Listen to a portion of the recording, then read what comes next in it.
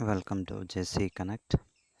Yesterday we were discussing about the properties of the aggregates, and yesterday we have discussed what will be the range of the unit weight, what will be the range of the specific gravity, and what will be the classification of different types of aggregates and their range along with the properties. Today we'll try to study important properties as well as the good qualities of an ideal aggregate. Of course, this is very important. What will be the criteria and how we have to select the type of aggregate? An ideal aggregate used for the manufacture of concrete and mortar should meet the following requirements. Of course, the concrete and the mortar we have to take in parallel. So, first one, it should consist of natural stones, gravels, and sand, or in various combination of these materials. It should be hard and strong and durable. So means normally if the natural stones are there, of course they are very rough and tough, and it should be durable for a long time. Means it should resist for all the environmental conditions. It should be dense, clear, and free from any coatings. Normally if you do any coatings, normally that coating will not be durable for a long time. If it is coming with a natural process, of course it is durable for long time. It should free from injurious vegetable matters. Of course it should free from any organic matters. It should not contain flaky or elongated pieces. Normally if it is a flaky and elongated pieces, normally what will happen is that it will consume a lot of cement and the sand. It should not contain any materials to attack the steel reinforcement. In case of reinforced concrete, normally the chloride and sulfate attacks. Maybe this I have already discussed, chloride and sulfate on the um, your concrete. Suppose if you are taking the rocks where the chloride and sulfate, it will be more in the earth crust. So normally in that cases the attack is going to happen. So then the characteristics of aggregate. So normally the important characteristics of aggregates which influence the properties of resulting concrete mix are discussed as follows. So first one, aggregate containing the constituents which generally react with the alkalis in the cement causes excessive expansion, comma, cracking of concrete mix, and should be never be used. But this sentence is very important. Some of the constituents like um, alkalis in the cement. Alkalis means there are two types of no, chemicals normally we will use in our concrete. One is the acids and one more is alkali. Acids will never use it, and alkali normally will use it. So one very important concrete called geopolymer concrete. In that geopolymer concrete, we will use sodium hydroxide as a substituents or additive to increase the strength of the concrete. Of course, this geopolymer concrete, mainly that sodium hydroxide will use it, but the research proves that up to M60, M80, we can use this geopolymer concrete. But many studies will say that this alkali constituents in the cement is going to decrease the strength by 20%. So because of that reason, they will use some additives along with the this sodium hydroxide. So that may increase the strength of the concrete. So it is better to avoid some of the alkali based uh, uh, constituents in the concrete. So suitability of aggregates should be judged either by studying its service history or by laboratory test. So one thing you can do one major things when you are find outing the suitability of the aggregates. Either you study the service history, or you can go for the laboratory test along with the field test. So no, don't go for don't blindly take the laboratory test and apply it on the field. Most of the time what will happen is that when you do it in the lab, when you take it to the field lab, it will give around the strength. Assume that if it is giving M20 strength, but when you take it to the field, normally it don't give that much. So then there is a failure in the laboratory test. So then what you can do is that do the laboratory test and go for the field test in parallel, and study its service also in the relative field. Normally some of the aggregates will be very good for some of the applications. For example, if you take these aggregates in the road construction, maybe in the road construction itself, you have many uh, layers will be there: subbase, subgrade, then you have above that you have the concrete. So some type of aggregates is suitable for the subbase, and some of the aggregates it will be suitable for the subgrade. So normally subgrade, of course, soil will use it. Sometimes soil along with the aggregates we'll use in our road construction. So this is one type of aggregates or one application. Then when you are constructing some of the buildings, of course, type of buildings, of course, what type of buildings you are doing the construction is also very important. So whenever you are considering the aggregates, see that its service history based on the application. Then see, go for the laboratory test immediately along with the field test. See all those consequences and you select the aggregates. And normally these aggregates will vary the region from region also. See, what will happen is that if you see our Karnataka history, if you go to some of Bagalkot districts, and near to some of the areas, you'll get very good type of aggregates.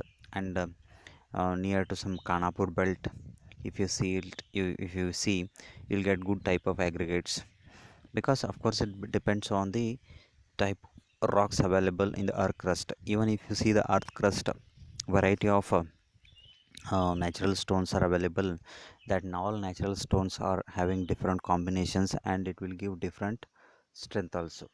So see that what, where, from where regions you are selecting the aggregates. Of course the strength will vary from 5 to 10% from different regions also. So see that and select it. The size and shape of the aggregates particles mainly influence on the quantity of the cement required in the concrete mix, and ultimately the economy of the concrete also. Size and shape is very important, that should be considered. For the preparation of economical concrete, one should use largest coarse aggregate feasible for the structure. Of course, the large size of the mm, uh, particles or large size of the aggregate will influence on the strength. If more size it will be there, more strength, but make sure that graded type of aggregate should be there. So based on the applications, so if you see the type of structure, for each type of structure, for mass concrete work, dams and retaining walls, normally we'll use it 40 aggregates. So there is a maximum size we are using it, so it should not exceed, in the sense that if it is a bigger size, bigger strength, means make sure that it should be on that size. So then RCC works for the beams and columns, normally we'll use it 20 aggregate. In the IS code also they have mentioned this, and these values were taken from the IS code itself. Then flooring, normally we'll use it 10 aggregates.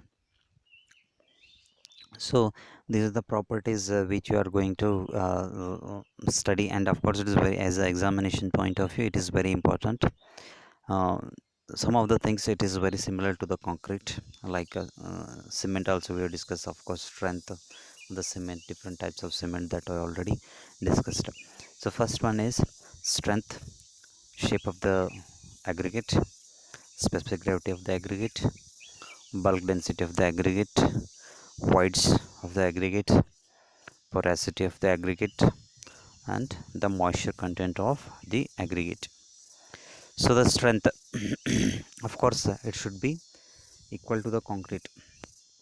Means when you say it is at M20 concrete, so it should give M20 type of strength of the aggregate. Means it is equal to the strength also we have to consider equal to the concrete. So rocks means more rocks commonly used as aggregates have a higher compressive strength. Whatever the rocks, especially black type of or gray type of rocks have always the highest strength. Tests to be conducted for the evaluation of strength or crushing test, impact test, and fineness test. So of course crushing test is more reliable.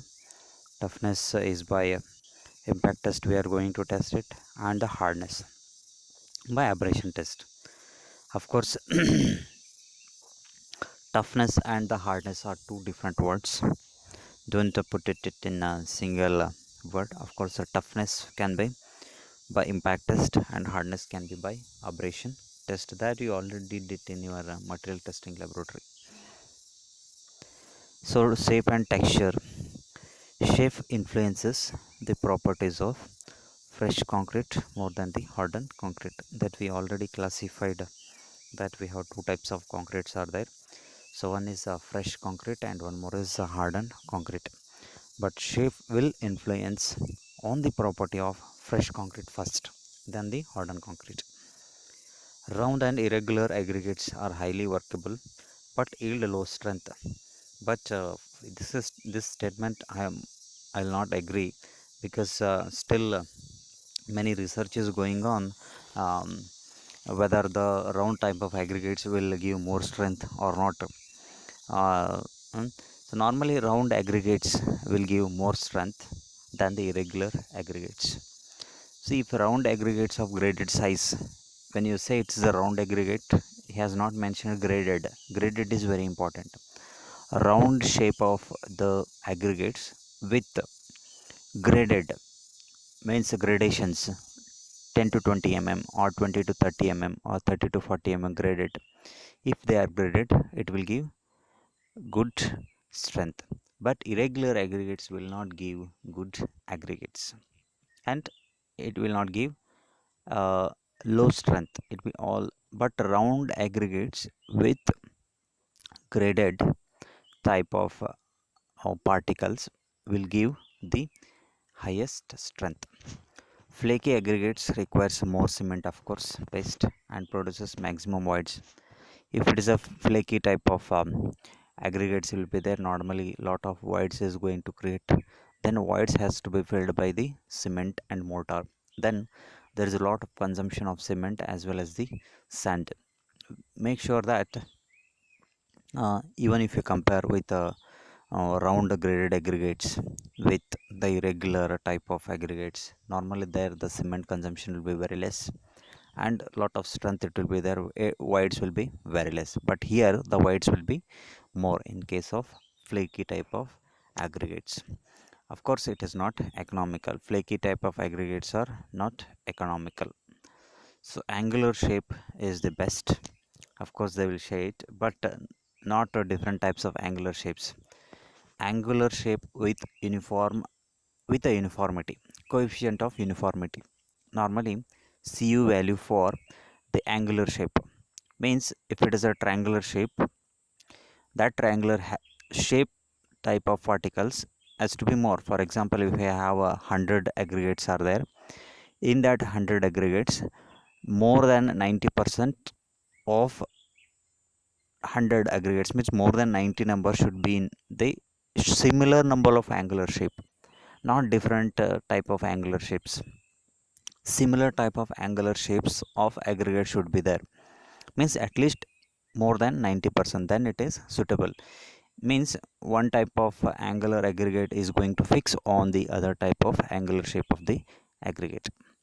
So make sure that same shape of angular size it will be there. Shape and texture governs the water requirement. Of course, when it is responsible for creating the voids, then it will directly influence on the creating the water requirements or consumption of the water requirement also. Specific gravity. Of course, specific gravity lies between 2.6 to 3.5 for natural aggregates. Of course, if more specific gravity, we can always say that is a more strength. Of course, it influence on the strength and absorption of the concrete. So low specific gravity, high porosity, and therefore poor durability and low strength. See, this is a very important relation. One is low specific gravity, low strength, and it give high porosity. See, with a high porosity, normally it will give the low strength. But one more type of concrete, that is a permeable concrete. Sometimes nowadays many research is going on. The durability and the strength characteristics of low permeable concrete. If you say it is a low permeable concrete and high permeable concrete, when it is a high permeable concrete, normally you have a more, it's a more porous in nature. So when it is a more porous in nature, normally um, strength is going to decrease because a lot of voids will be there. When it is low porous in nature, um, uh, the concrete is going to be uh, more tougher because it is not going to break so easily because due to the less voids, and there is a low water requirement, a low permeable also. So of course, this all aspects has to be discussed properly. One is low specific gravity with low permeable concrete or high permeable concrete, and how it is going to influence on the strength. Normally the target is strength. How the low specific gravity is going to impact on the different types of concrete on the strength characteristic, that has to be discussed. So density greatly influence on the specific gravity, because we have the relationship, the definition of the specific gravity itself is relation to the density. So high density particles, normally we have a highest specific gravity, and it has to be discussed properly. And the definition of the specific gravity always will discuss in terms of the density of the particles with respect to the density of the water, we will discuss. And when you are discussing the find outing the density of the cement, normally we'll use the kerosene not rather than the uter. Why we'll use the kerosene when you are find outing the specific gravity or the density, that has to be discussed properly. So then the bulk density and the voids, we will discuss this in the next class. Thank you.